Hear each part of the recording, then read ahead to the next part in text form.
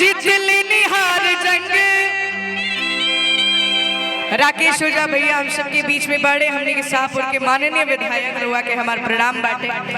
आप पूरी दुनिया में बरौरे बोला वाला हो आवे के भैया बुलेट भैया त जिया जिया हो जिया जिया हो बिहार के लाला हो जिया हो बिहार के लाला हो जिया जिया हो बिहार के लाला हो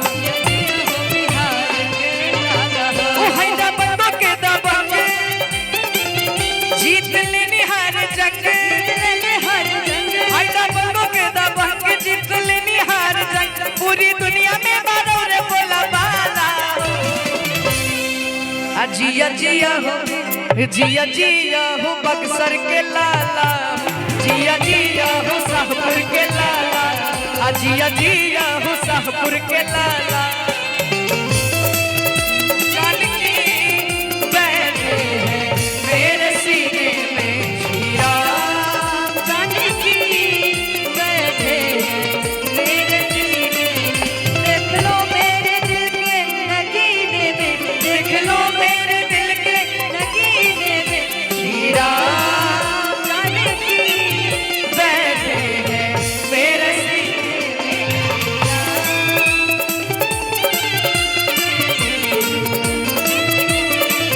जिया जिया हो शाहपुर के लाला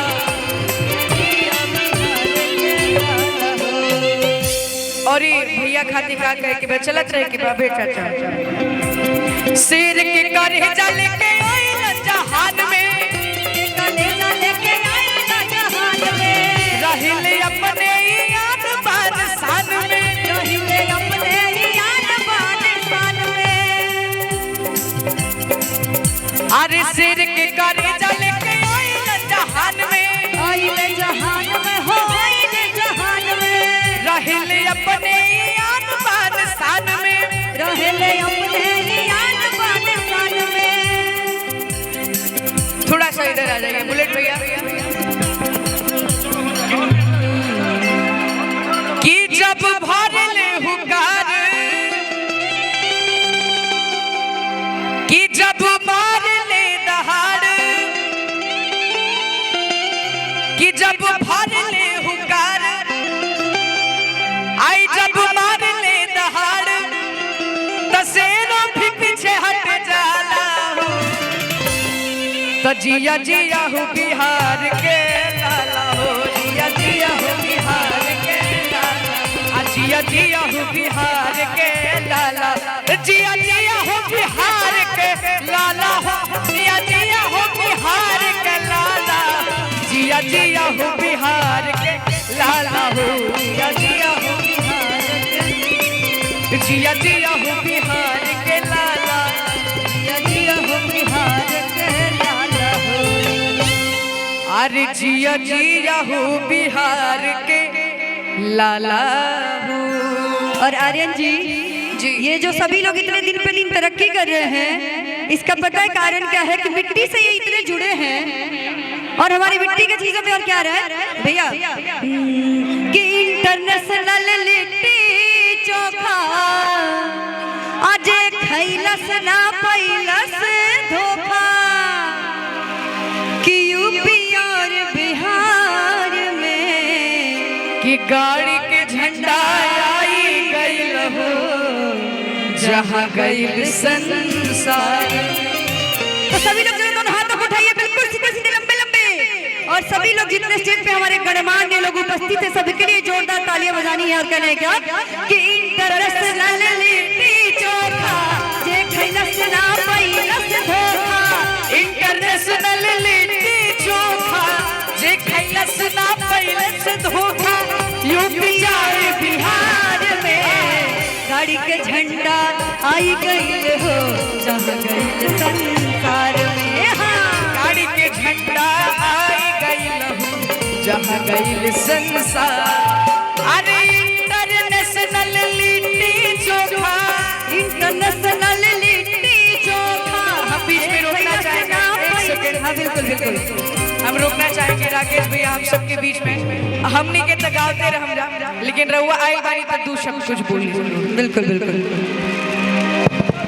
सबसे पहले बक्सर के इस सम्मानित जनता के गोड़ लागतानी, आशीर्वाद बान हो, दोनों हाथ उठा के बोली सबे आशीर्वाद बान हो।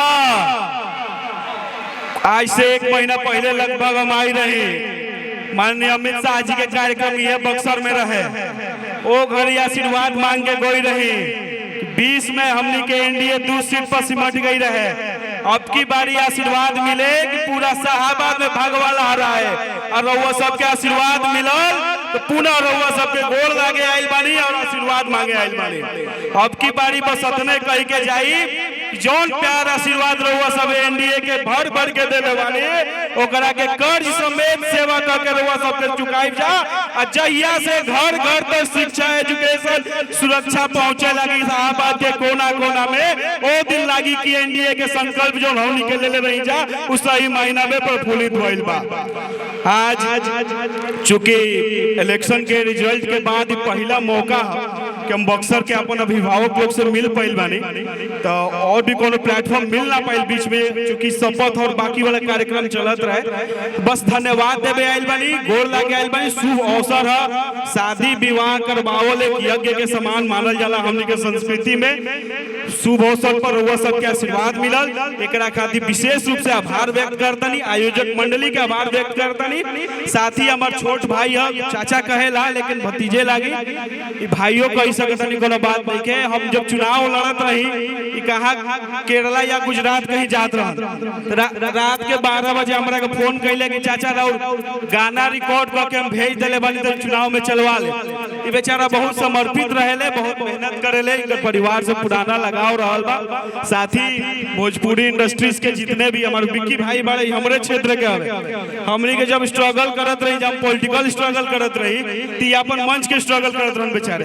तो हमारा जहाँ जहाँ मौका मिलल इनका के सपोर्ट करी। खैर इनका टैलेंट है जो ना बेसिस पे आइल बड़े, और भी जो भोजपुरी इंडस्ट्रीज के जितने भी कलाकार आए हैं, जो भी उनको भी हम आस्था सिंह जी रिनोन्ड एक्ट्रेस हमारी भोजपुरी इंडस्ट्रीज की, और भी जितने भी हमारी एक्ट्रेसेस आई हैं उनको भी हम विशेष रूप से धन्यवाद देंगे। क्योंकि जब हम चुनाव कैंपेनिंग कर रहे थे, मेरा चुनाव कैंपेन ऑलमोस्ट एक यूनिफॉर्म लेवल पर चल रहा था। अब हमको समझ में नहीं आता भाई किसको बुलाएं कि उसको नया एक्सेलरेशन मिले, एक नया आयाम मिले। तो हमने पवन सिंह जी को फोन किया, भैया ना आई तब की परिस्थिति मुश्किल लागत है, तो कहले कि हेलीकॉप्टर उड़ी चाहे मत उड़ी, लेकिन भाई जी रहुआ खाती हम कैसे हूँ आई।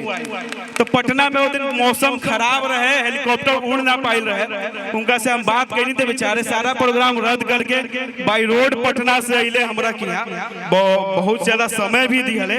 और ओकरा बाद से चुनाव के कैंपेन जो हमार पीक पकड़लस, जाके जीते में तब्दील भइल, बीच में कहीं रुकल ना। तो भाई भोजपुरी इंडस्ट्री के तो बहुत बड़ा योगदान बा हमनी के कैंपेनिंग में। तो जे भी इंडस्ट्री से जुड़ल बा सब लोग के हम धन्यवाद देतानी, आभार व्यक्त करतानी। रउआ सबे ऐसे ही आगे बढ़त रही, भोजपुरी के, भोजपुरी भाषा के, भोजपुरी समाज के आगे बढ़ाई। भोजपुरी हमनी के शाहाबाद के कोर लैंग्वेज है, हमनी के हट के लैंग्वेज है।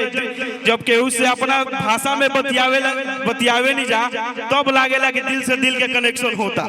एकरा खातिर भी भाषा बहुत मीठ हटे, बहुत ही प्यारा भाषा, एकर सम्मान हमनी के करी जा, आगे बढ़ाई जा। और क्षेत्र के विकास खातिर, क्षेत्र के एक नया पहचान देवे खातिर खाली बक्सरे विधानसभा ना, जब खोजब सबे शाहाबाद के एगो विधायक